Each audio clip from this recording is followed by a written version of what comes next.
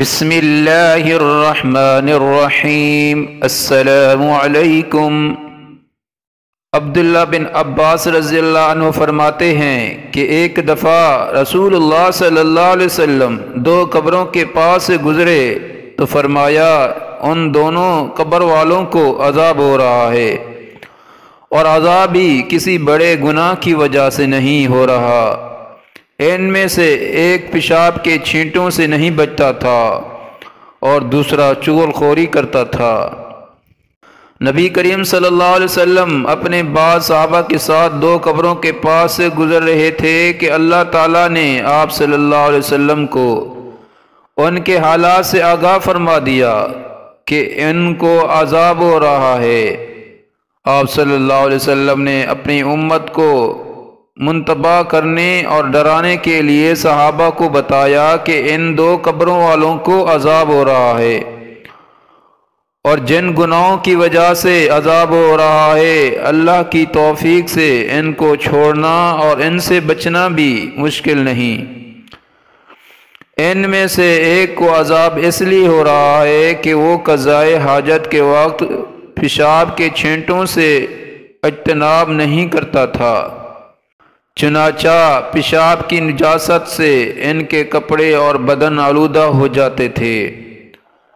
نیز پیشاب کرتے وقت پردہ نہیں کرتا تھا، جبکہ دوسرا شخص لوگوں میں چغلی کرتا پھرتا تھا، جو لوگوں بالخصوص رشتہ داروں اور دوستوں کے درمیان عداوت اور دشمنی کا سبب بنتی تھی۔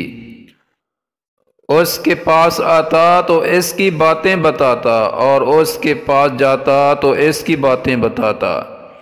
اس طرح ان کے درمیان قطع تعلق اور جھگڑا پیدا کرتا، جبکہ اسلام لوگوں کے درمیان الفت اور محبت پیدا کرنے اور تنازع و جھگڑے کو ختم کرنے کے لیے آیا ہے۔ رحم و کرم کے پیکر نبی کریم صلی اللہ علیہ وسلم کو ان پر شفقت اور رحم آیا، چنانچہ کھجور کی ایک تر شاخ پکڑی، اسے چیر کر دو حصے کیے اور دونوں قبروں پر گاڑ دیا۔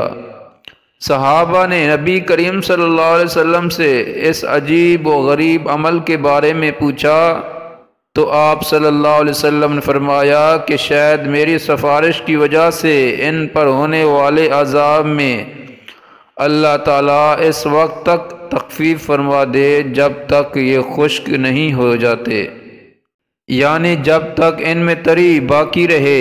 واضح رہے کہ یہ فعل رسول صلی اللہ علیہ وسلم کے ساتھ خاص ہے۔ صدقے کی نیت سے اس ویڈیو کو شیئر کریں اور اس چینل کو سبسکرائب کریں۔ جزاکم اللہ خیرا۔